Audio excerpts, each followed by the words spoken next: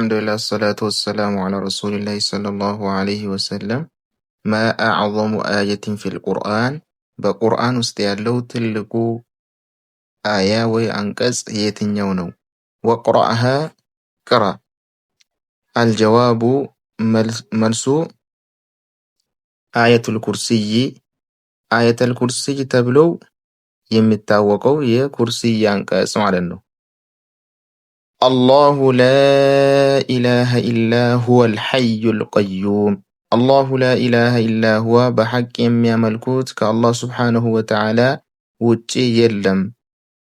هو السو الحي هيونو القيوم راس شاينو لا تأخذه سنة ولا نوم.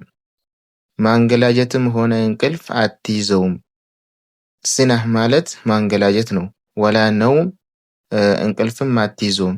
ይሄ የድካም ምልክት ስለሆነ ከአላህ Subhanahu Wa Ta'ala ጋር አይሄዱም ማለት ነው። ወደ እነዚህ አይነት ነገሮች አይፈልግም።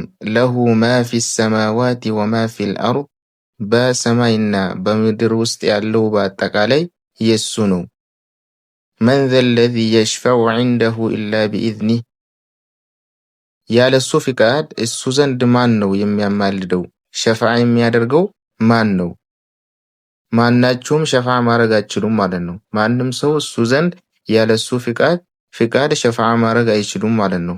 ስለዚህ ሸፋዓን የፈለገ ሰው መጀመሪያ ወደ አላህ Subhanahu Wa Ta'ala ቀረብ ማለት ነው እንጂ ወደ መኽሉቅ መቃረብ የለበትም ማለት ነው።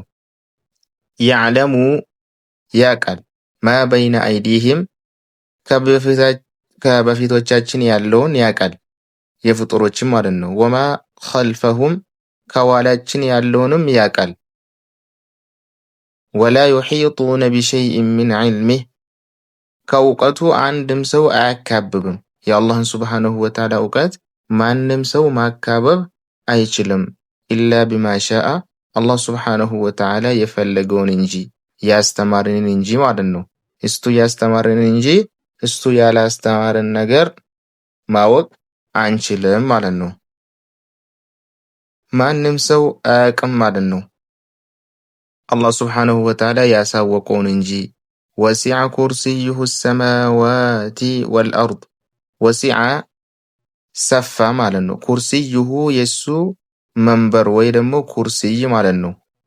السماوات والأرض ሰማያትንና ምድርን ሰፋ ከሰማያትና ከምድር ይበልጣል ማለት ነው።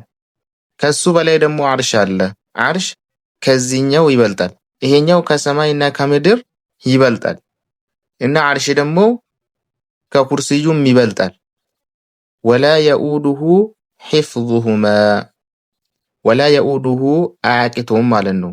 አይከብደውም። ሒፍዙሁማ ሰማይንና ምድርን መጠበቅ። ወሁወ እሱ አላህ Subhanahu Wa Ta'ala አልዓሊዩ የበላይ የሆነ ጌታ ነው። እንግዲህ እዚህ ጋር መረዳት ያለብን አላህ Subhanahu Wa Ta'ala የበላይ መሆኑን ነው የምንረዳው። الرحمن على العرش استوى ያለ በተጨማሪ ደግሞ وهو العلي እሱ የበላይ ነው ከአርሽ በላይ ነው ማለት ነው። አላህ Subhanahu Wa Ta'ala العظيم ታላቅ ነው ማለት ነው። አላህ Subhanahu Wa Ta'ala እንግዲህ በተለያየ ቋንቋ አናግሮናል። በአረብኛ ራሱ ሆኖ العلي ማለት ከፍ ያለ ወደ ላይ ማለት ነው። ስለዚህ አላህ Subhanahu Wa Ta'ala ከአርሽ በላይ መሆኑን ነው የሚያመለክተው። ሌላ ደግሞ ቀጥታ الرحمن على العرش استوى ብሎ ተናግሯል ማለት ነው።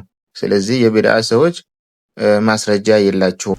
አክሚል الحديث ይሄንን ሐዲስ ሙላ قال رسول الله صلى الله عليه وسلم ረሱላችን صلى الله عليه وسلم እንዲህ ብለዋል። من قرأ آية الكرسي آية الكرسي የቀራ دبر كل صلاة ከሰላቶች ሁላ ጀርባ ማለት ነው። ከሁሉም ሰላት በኋላ በጀርባው ከሰገደም በኋላ አያተል ኩርሲይን የሚቀራ ሰው አልጀዋብ መልሱ ለም የምነዐሁ ምንም ነገር አይከለክለውም ማለት ነው። ሚን ዱኹል الجنة ጀነትን ከመግባት ምንም ነገር አይከለክለውም ኢላ አየሙት ሞት እንጂ ማለት ነው። ይሄ የተባለበት ሰው ሳይሞት ወደ ጀነት ስለማይገባ ነው። ሰው ሳይሞት ወደ ጀነት መግባት አይችልም። ስለዚህ ጀነትን ከመግባት ሞት እንጂ የሚከለክለው ነገር የለም። ልክ ስንቀራ ጀነት እንደገባን እንቁጠረው ማለት ነው። رواه النسائي ነሳኢ ናቸው የዘገቡት። በዚህ ቁጥር ላይ ማለት ነው በሚታየው عن ابي امامه رضي الله عنه كابي امامه ነው የዘገቡት ማለት ነው። وصلى الله وسلم على نبينا محمد وعلى اله وصحبه وسلم اجمعين